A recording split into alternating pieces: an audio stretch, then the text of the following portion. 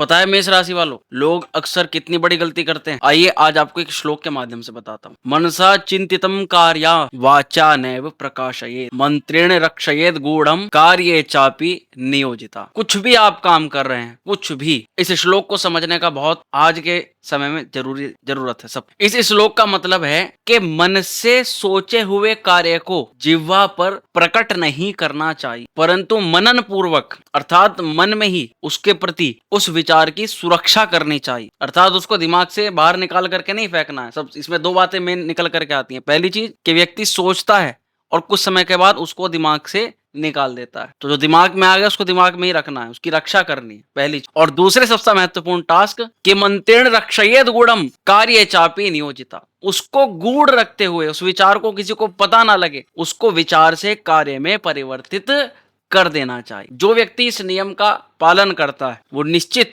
किसी भी प्रकार के काम को जिसको वो सोचता है उसको उससे रिजल्ट निकाल करके दिखाता है। बहुत स्वागत है सभी मेष राशि के जातकों का। आज की इस वीडियो के अंदर आपको एक बहुत क्लैरिफिकेशन मिलने वाला है। 1 या 2 महीने नहीं बल्कि पूरे 6 महीनों का, जुलाई से लेकर के दिसंबर तक के ये 6 महीने, इस साल का आधा भाग जा चुका है। उसमें सबसे बड़े ग्रहों के परिवर्तन हो चुके हैं।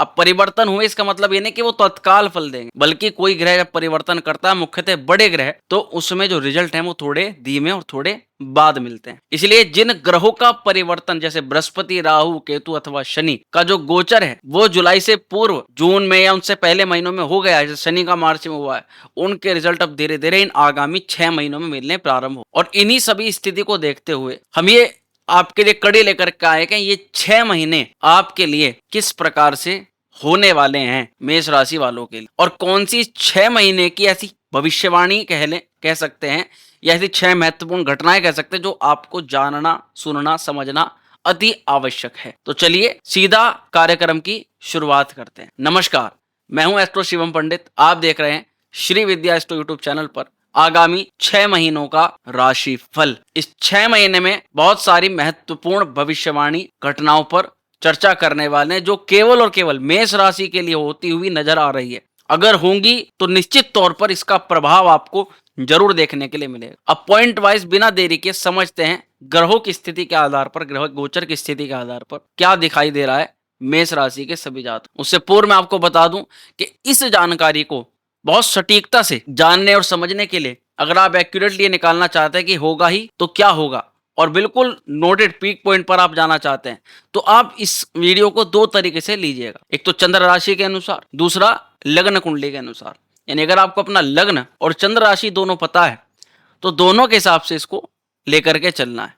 यानी अगर आपका लग्न तुला हुआ और राशि मेष हुई तो जो इससे बाद में तुला राशि की, जो तुला लग्न की जो वीडियो आएगी उसको भी देखना है, और ये मेष राशि वालों के पॉइंट तो आपको नोट करने ही करने हैं। अब चलिए बिना देरी के सीधा कार्यक्रम की शुरुआत करते हैं। क्या देखा जा रहा है मेष राशि के जातकों के लिए इन 6 महीने में। जुलाई से शुरुआत करते हैं। सबसे पहले डेट वाइज नोट करिएगा, 18 जुलाई से लेकर के 13 सितंबर तक का काल। ये 18 तारीख से लेकर के 13 सितंबर तक ग्रहों का जो परिवर्तन है ये कुछ बता रहा है। आप देखो इस टाइम फ्रेम पर मंगल की स्थिति से कुछ लग रहा है कि कुछ होने जा रहा है। क्या इस टाइम फ्रेम के अंदर आप कहीं ना कहीं अपनी हेल्थ को लेकर के कुछ लापरवाही करने वाले, जैसे कि कुछ ओवर करने वाले हो, कोई ओवर एक्सरसाइज हो, या फिर कोई खाने पीने में आप बहुत ज्यादा लिमिटेशन क्रॉस कर रहे हो, और आपको मुख्यतः कुछ भी ओवर करने के कारण से शारीरिक समस्या उत्पन्न हो रही, जिस कारण से इस दौरान कहीं ना कहीं एनर्जी डाउन होती हुई महसूस होगी, यात्राएं ज्यादा बढ़ेंगी, संघर्ष ज्यादा होगा, और कुछ जातक जो कार्य, बिजनेस आदि के क्षेत्र के लिए प्रयास कर रहे हैं वे इस दौरान लोन लेंगे या उनके कर्ज की समस्या उनके सामने खड़ी होगी। अब वहीं अगर 13 सितंबर के बाद की बात करें तो ये टाइम फ्रेम आपके स्वास्थ्य को पॉजिटिव रूप में अच्छा दिखाई दे रहा है, लेकिन इस दौरान आपके पार्टनर को अत्यधिक क्रोध आ सकता है, गुस्सा आ सकता है। कुल मिलाकर के इस टाइम फ्रेम पर आपको आपके वैवाहिक जीवन का ध्यान रखना पड़ेगा। और वहीं आप ये महसूस करोगे 28 अक्टूबर से पहले जैसे कि आपके जीवन के अंदर अचानक से रोग, ऋण, शत्रु, किसी अज्ञात चिंता, अज्ञात भय का होना ये आपको महसूस हो रहा है। लेकिन जैसे ही 28 अक्टूबर की डेट आएगी, 28 अक्टूबर के बाद आप धीरे धीरे करके या झटके से इन सब चीजों से एकदम बाहर निकलने का प्रयास करोगे और कई हद तक उसमें सफल हो जाओगे, क्योंकि विपरीत राजयोग बनेगा और विपरीत राजयोग के कारण से आप कहीं ना कहीं इन सारी चीजों से बाहर निकल पाओ। अब अगली भविष्यवाणी या अगली घटना जो हमें लग रही है वो है शनि को लेकर। जुलाई के ही महीने में 13 जुलाई को शनि रेट्रोगेट हो जाएंगे, वक्री हो जाएंगे। शनि की इस वक्री चाल से बहुत सारे मेष राशि के जातकों को नौकरी मिलेगी भी और नौकरी छूटेगी भी। मिलेगी इसलिए क्योंकि अगर कुंडली के अंदर शनि स्थिति अच्छी हुई तो निसंदेह जॉब में प्रमोशन, जॉब के लिए रुके हुए काम, अटके हुए काम, जो जिस प्रकार की जॉब सोच रहे थे वो मिलेगी। लेकिन किसी कारणवश अगर कुंडली के अंदर शनि नीच के हुए, पाप ग्रहों से प्रभावित हुए, पापी क्षेत्र के अंदर हुए, तो ऐसे में कई सारे मेष राशि के जातकों की जॉब जाएगी। लेकिन समझना यह है कि क्या हो सकता है, शनि इस दौरान आपके कार्य क्षेत्र, आपकी जॉब, आपके परिसर में स्थान परिवर्तन का एक बहुत प्रबल योग बना रहे हैं, जिसमें बहुत समय से रुके हुए जो ट्रांसफर हैं या ट्रांसफर की एप्लीकेशन है उसमें सकारात्मक परिणाम देखा जा सकता है। और चूंकि शनि 12वें घर के अंदर वक्री होंगे तो एकादश स्थान का फल करेंगे। कोई पुरानी इच्छा, चाहे वो शादी की हो, चाहे वो प्रॉपर्टी की हो, चाहे वो आपके किसी नए बिजनेस, नए उद्योग को लगाने की हो, या कोई मनपसंद वस्तु को खरीदने की हो, ऐसी कोई प्रबल इच्छा शनि के वक्र काल में आपकी सफल हो सकती है, पूर्ण हो सकती है, जिसमें कि आप उसके प्रति अपनी इच्छा छोड़ चुके हो। कई सारे ऐसे जातक हैं इसमें जो कि नौकरी के लिए केवल अब प्रयास मात्र कर रहे हैं, वो नौकरी के लिए, मुख्यतः सरकारी नौकरी के लिए प्रयास छोड़ चुके। ऐसे जातकों को अचानक, क्योंकि शनि का अगर साथ हुआ तो निसंदेह फिर काम बनने से कोई नहीं रोक सकता। जब व्यक्ति अपनी आस छोड़ चुका होता है उस समय शनिदेव कहते हैं जा, तूने बहुत मेहनत करी, अब अपनी मेहनत का फल लेता चला जा, रखूंगा कुछ नहीं। लेकिन 13 जुलाई से 27 नवंबर तक, जब तक ये शनि का वक्र काल रहेगा ना, तब तक आप ये महसूस करोगे आपके कार्य में आप स्थिर नहीं हो पा रहे, आपकी भागा दौड़ी लगी पड़ी है। आप जिस काम को कर भी रहे हो उस काम में आपको संतुष्टि नहीं मिल रही, इनकम से आप संतुष्ट नहीं हो रहे, पैसे कमाने की और तीव्र इच्छा बढ़ती जा रही है। या तो आप बहुत सारे अर्निंग स्रोत बनाने की कोशिश कर रहे हो, उसमें चाहे आप कहीं से जानकारी ले रहे हो ऑनलाइन माध्यमों से या अन्य कई माध्यमों से, और आपका जो फोकस है वो अब एक अर्निंग पॉइंट पर नहीं है, अब वो कई सारे अर्निंग पॉइंट की तरफ जा रहा है। ऐसी कुछ संभावनाएं यहाँ शनिदेव के वक्र काल में देखी जा रही, जिसमें से मोस्टली कई सारे जातक इस वक्र काल के अंदर, जिस चाहे नौकरी में, चाहे जॉब में, चाहे बिजनेस में हो, वो कोई ना कोई अपना बाय साइड काम लगाने का प्रयास सफल कर लेंगे। लेकिन बहुत सारे जातकों को इस इनकम स्रोत को बनाने में अपने काम में हाथ भी धोना पड़ सकता है। इसलिए व्यक्तिगत कुंडली परामर्श करके ही आप कोई डिसीजन लीजिएगा, यह आपके लिए सलाह है। लेकिन हाँ, शनि की चाल कुछ इस प्रकार से बदलाव आपको दे रही है। अब शनि के इस वक्र काल में मुख्यतः उन लोगों पर आ जाते हैं जो विदेश में रह रहे हैं, जिनका प्रश्न कहीं ना कहीं विदेश से संबंधित है, चाहे वो फॉरेन में हो, वो पीआर के लिए वेट कर रहे हो, चाहे यहाँ पर रहते हुए बाहर जाकर के पढ़ाई करनी है, बिजनेस करना या करियर शुरुआत करनी है, उन लोगों का प्रश्न। तो कहीं ना कहीं शनि यहाँ पर आपको कुछ लंबी यात्रा करवा सकते हैं उन लोगों के लिए, केवल उन लोगों की बात कर रहा हूँ जो इस तरफ सोच रहे हैं। नेगेटिविटी तो बढ़ेगी निसंदेह, आपकी इनकम पर नेगेटिविटी बढ़ेगी, आप जो खर्च कर रहे हो उससे नेगेटिविटी बढ़ेगी कि जो मैं लगा रहा हूं ये मेरे पास वापसी आएगा भी नहीं आएगा। लेकिन संभवतः ये चीजें होती हुई नजर आ रही। अब तीसरा पॉइंट या तीसरी भविष्यवाणी जो कि विद्यार्थियों को लेकर है, पढ़ाई को लेकर ये जुलाई का महीना आपका बेहतर लग रहा है, लेकिन अगस्त से लेकर के मिड सितंबर तक कुछ समस्याओं का सामना आपको करना पड़ सकता है। लेकिन अगर मिड सितंबर के बाद कोई एग्जाम है या कहीं पर एडमिशन लेना है या किसी कार्य की शुरुआत करनी है मुख्यतः पढ़ाई को लेकर, तो ये समय आपका उपयुक्त और अच्छा हो सकता है। लेकिन बहुत अच्छा समय 28 अक्टूबर के बाद में नजर आ रहा है। तो सबसे ज्यादा जो प्रयास करना है वो आपको 28 अक्टूबर के बाद करना है। प्रयास तो व्यक्ति को हर क्षण हर समय करते रहना चाहिए, लेकिन जब रिजल्ट मिलने वाला समय होता है, वो ग्रह संयोग जब बनता है, तो 28 अक्टूबर के बाद, यानी आज की कड़ी मेहनत हो सकता है 28 अक्टूबर के बाद आपको रिजल्ट प्रदान कर। अब अगली जो घटना है, अगली जो भविष्यवाणी है वो है गवर्नमेंट को लेकर के, संतान पक्ष को लेकर के और प्रेम संबंधों को लेकर। मिड अगस्त से लेकर के मिड अक्टूबर तक का समय गवर्नमेंट एग्जाम्स के लिए उपयुक्त और अच्छा देखा जा रहा है। इस दौरान सूर्य सरकारी नौकरी वालों के लिए बहुत अच्छा ग्रह संयोग बना रहे हैं। कोई रुके हुए अटके हुए सरकारी कार्यों में भी प्रगति के योग बन सकते हैं। और अगर संतान पक्ष को लेकर के बात कहें तो जुलाई या सितंबर माह में संतान बेहतर परफॉर्म करेगी। जिन जातकों के संतान नहीं है उनको प्रबल संतान का योग बनेगा और वहीं पर संतान से जुड़ी कुछ बाधाएं, कुछ समस्या इस दौरान दूर हो पाएंगी। अब अगली भविष्यवाणी जो कि बृहस्पति की चाल को लेकर है। देखो इस साल बृहस्पति का परिवर्तन हुआ है। 14 मई को देवगुरु बृहस्पति मिथुन राशि में संचरण किया और अभी लगभग 1 साल तक, 14 मई के बाद का 1 साल, ये बृहस्पति तृतीय राशि के ये मिथुन राशि में यानी कि तृतीय भाव के अंदर ही संचरण करेंगे। अच्छी बात यह है कि बृहस्पति जुलाई माह में 6 जुलाई को उदय हो चुके हैं, जो कि करीबन 1 महीने के लिए अस्त हुए। तो ये घटना दिखाती है कि कहीं ना कहीं बृहस्पति शुभ कार्य, मांगलिक कार्यों की शुरुआत करा रहे हैं, जैसे कि कुछ हवन, कुछ यज्ञ, कुछ पूजा पाठ, कुछ धार्मिक स्पिरिचुअल यात्रा, किसी प्रकार के मंत्र जाप, और अधिकतर इसमें पूजा पाठ के काम, क्योंकि कुछ लोग तो सनातनी वो निरंतर करते रहते हैं। करना अलग चीज है, करवाना अलग चीज है। जब आपके घर में ब्राह्मण देव आए, वो यजन करें, वो यजमान की मनोकामना या उसके किसी कार्य के लिए हवन करें, पूजा पाठ करें, तो वो एक चीज दिखाते कि वो पर्टिकुलर, या तो व्यक्ति कोई मकान ले रहा है या व्यक्ति कोई प्रॉपर्टी उसने खरीदी है, वहां पर किसी प्रकार का मुहूर्त वो है कर रहा है,